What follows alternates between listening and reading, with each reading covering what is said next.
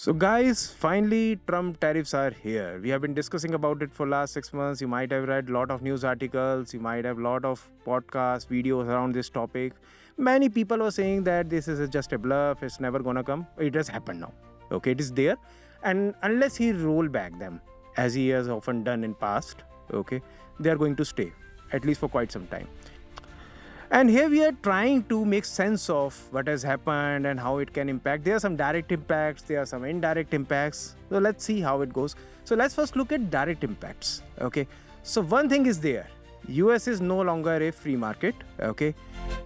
Frankly speaking, US was too good to the world. That's true. What Trump says. Import tariffs. On an average, import tariffs in US were around 3.5%. Okay, that was lowest in the world. Okay, lowest protections against imports. If you if you take an example like India has average tariffs of around 17%. Okay, so that free market is no longer there. Base tariffs are right now around 10%. Okay, and apart from that, Trump has also applied some reciprocal tariffs. Okay, to match the actual tariffs that are charged by other countries. Coming to second point, so there's a lot of hue and cry around tariffs and impact on India, but reality is that India is not the only country impacted. Entire world is impacted. Reciprocal tariffs are there on 180 countries right now. Okay, and most of the countries, believe me, most of the countries which are of comparable economic size have much harsher tariffs against them. For example, China, we have 26%, China has 34%, Vietnam has 46%, even Pakistan, there would be marginal contribution to US imports. Okay, they have 29% reciprocal tariff. Okay, a third point is that let's look at some positive points. So one of the major exports, pharma. Okay, so pharma has been exempted from this reciprocal tariff regime. Okay, so that's a big positive for our local pharmaceutical industry. IT is already exempted because it's services, not goods. Okay, and apart from these exemptions to major sectors, there are some competitive advantages that are also coming to fore as a result of this exercise. Okay, take textile sector for example. Okay, in textile sector, India's share in US import is around 6%. Market leaders are China and Vietnam. They are contributing around 15-20%. But most of these competitors in these sectors are facing much harsher tariffs. Okay, so China has around 34%, Vietnam has 46%, while India has only 26%. Okay, so that basically gives some space to Indian textile manufacturers to gain more market share in US. Okay, so these kind of aspects are also there. Now coming to the pain points, yes, pain points are definitely there. We cannot deny that. We cannot say that it's all hunky-dory. Okay, there are many sectors which would be impacted, like automobile parts, electronic parts, petrochemicals, chemicals, even agriculture. Okay, these 4-5 sectors would definitely be impacted. If you look at the contribution of US import to Indian GDP and even the indirect impacts in these sectors, we are directly looking at 1% impact on GDP. We can lose 1% of GDP. That's there. We cannot deny that. Okay. Now coming to final point. You see, Trump tariffs are there. Okay, but this is not final. In Feb and March also, tariffs were announced, then there was some full rollback, they put on suspension, the partial rollback. Trump is a deal maker at the end of the day. US is the largest market of the world, okay, and Trump is using access to that market as a bargaining chip. Okay, so there might be some rollback, some changes, some middle ground that we get. See, we are basically, if you look at our track record of our government and the way they have reacted, okay, we can expect that there would not be any retaliation in terms of additional tariffs. Okay, that is basically not on the cards. What we can expect is some sort of deal, okay, where we will reduce some tariffs, US will raise some tariffs, and there would be some middle ground and everybody is happy. Now coming to the most important part, and the indirect impacts, which can be much more severe for India. See, thing is that Trump tariffs has changed global trade status quo that was in place since 1971. Okay. Simple thing was that US was going through hyperinflation. It was no longer possible to produce in US. Okay. So there was an arrangement.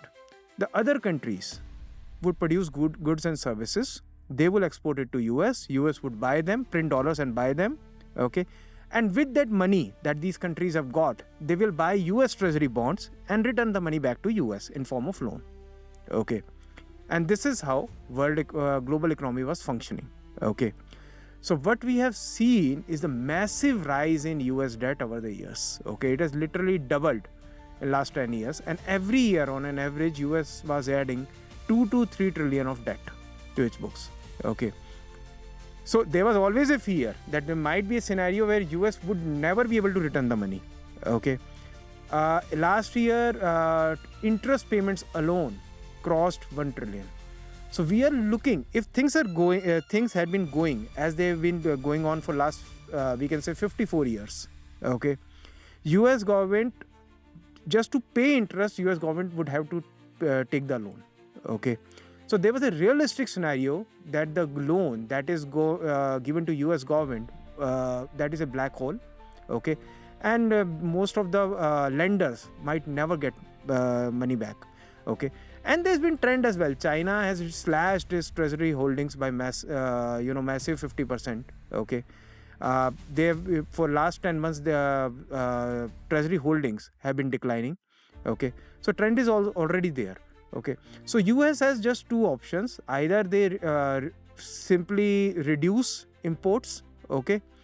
Or they reduce the expenditure, or they find a new source of funding. New source of funding was not available. Okay, so they are working on two fronts. They are basically putting restriction on imports. Okay, encouraging companies and countries to set up manufacturing facilities back in US. Okay, so that import bill can come down. Okay, and second thing is that they are also trying to reduce the government spending. Okay, you might have already heard of a Doge initiative under the leadership of Elon Musk that is trying to cut the US government spending by around 2 trillion. US government budget is around 6 to 7 trillion, and you're talking about 2 trillion, you're taking somewhere around 30% of the government spending. In any country, be it India, be it Germany, be it US, be it China, if government is cutting spending by around 30%, it is a sure recession, and you can reasonably estimate that US would lose around 10 to 20% of its economy permanently. Okay, it will not come back in next 2 years, 3 years, or 4 years. Okay, so US is undergoing restructuring. Okay, and recession would be there. It might not be that deep because steps have been taken at right time. Okay, but there would be an impact on India. Okay, if there is a recession, okay, our IT industry would get severely impacted. And that alone can take 4 to 5% of GDP for the year. So that's about US, but what about India in that case? So if recession, and we are 100% sure it will come now. Okay, when it strikes, it will impact our IT industry, and it would be severe impact. Okay, we are looking at a reduction in the economic size of US. Okay, next few years. So it can take easily 4 to 5% of GDP away from the equation. Okay. IT industry is not only a big source of white collar employment, it is also contributes a lot to consumption sector and real estate sector as well in terms of indirect spending. Okay, so we can see a widespread economic impact. So it will take some 4-5 years for IT industry to find new markets. Okay, and restructure its business in line with the changing geopolitical scenario. So now coming to India. India has to take a two-pronged approach. So one is they have to go for a deal with the US. Okay, as I already mentioned, there is a reasonably high probability that India will make a deal with US where everybody reach a middle ground. Okay, save some, lose some, but we cannot deny that there would be some negative impact which will not be compensated by this deal. Okay, that would be there.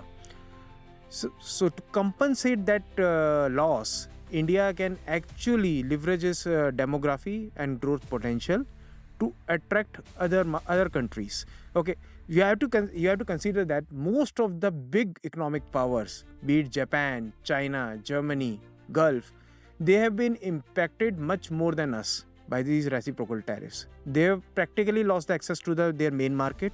Okay, apart from that, as an investment destination also, they don't find US much attractive in terms of, because of regulatory uncertainty that is facing them right now. Okay, so India can come up as a suitable alternative. BRIC is already in operation for last 24 years.